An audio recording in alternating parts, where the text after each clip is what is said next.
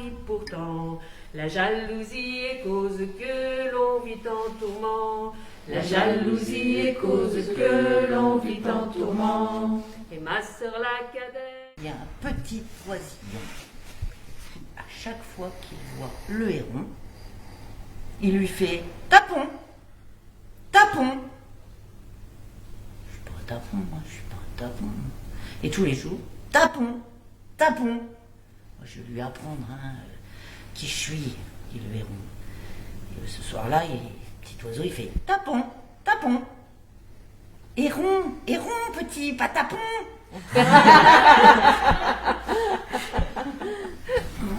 retraite.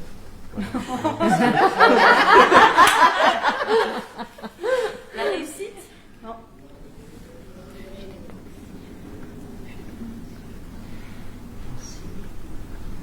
La célébrité? Non plus.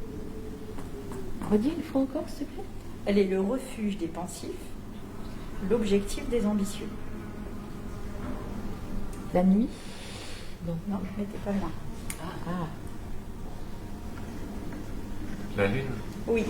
Belle lune, belle, que fais-tu là-bas? Belle lune, belle, que cherches-tu là? Je cherche un nuage pour passer la nuit. Je cherche un nuage pour y faire mon lit.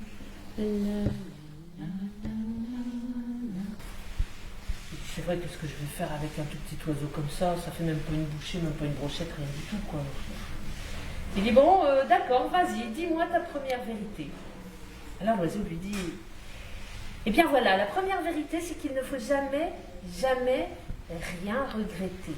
Ma maman, elle a acheté mon schmat doudou. Elle a acheté mon schmat doudou. Oh, tu peux pas faire quelque chose, grand-père? Grand-père, on dit, il est bien sale, il est bien déchiré. Je sais pas, hein, il s'est gratté la tête, il s'est caressé la barbichette et il a attrapé son grand ciseau et c'était un excellent tailleur. Jusqu'au moment où, près d'une petite clairière, ils l'aperçoivent. Une bête énorme, les poils hirsutes, les yeux rouges comme le sang, des dents longues et pointues, des oreilles velues. Alors là, le roi, cette fois-ci, il la tient sa proie. Ça sera belle. Dans son salon, il la voit au-dessus de la cheminée. Cette grosse tête effrayante. Ça impressionnera ses ennemis. Et d'un coup, il sent la pierre tombale bouger. Alors là, il fait un saut. Mais je deviens complètement fou, c'est n'importe quoi. Puis il entend comme des bruits de pierre. Et là, il observe. Et pour le peu qu'il voit avec l'obscurité, il voit d'autres pierres tombales en train de s'ouvrir.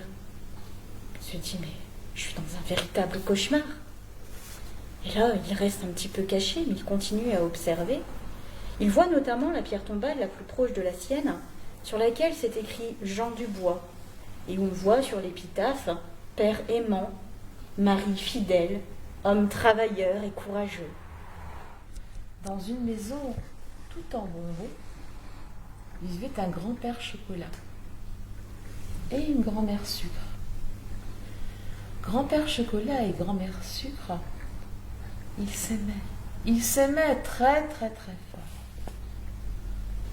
Et comme ils s'aimaient très fort, ils se disaient toujours des mots doux, doux, mais doux, et sucrés, très sucrés.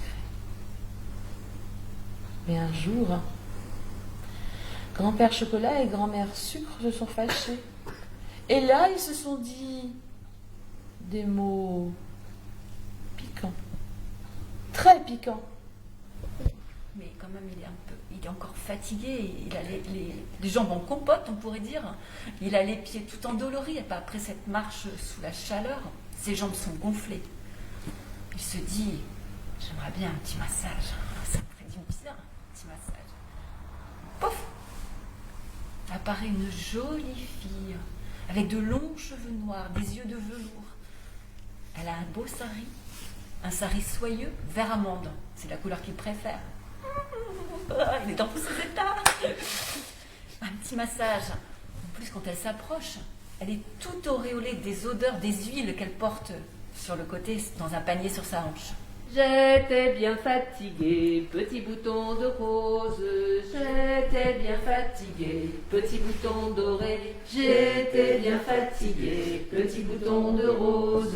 J'étais bien fatiguée, petit bouton doré. Ah, moi j'ai trouvé ça super, j'étais très contente de pouvoir raccrocher en cours de route. Non seulement j'ai appris plein de choses, mais c'est un très bon moment, très convivial et un grand moment de détente. Ça m'a apporté beaucoup. J'étais vraiment ravie de participer, même si j'en attendais rien. Voilà, je ne connaissais pas grand-chose au conte et c'est tout un univers qui s'est ouvert à moi. Donc j'en suis ravie, c'était convivial, c'était bienveillant, beaucoup de générosité et de partage. Donc voilà, je conseille à tout le monde de participer à un cercle conteur. En revenant des noces, petit bouton, en revenant des noces, petit bouton, en revenant des noces, petit bouton, en revenant des noces, petit bouton. J'étais bien fatiguée, petit bouton de rose.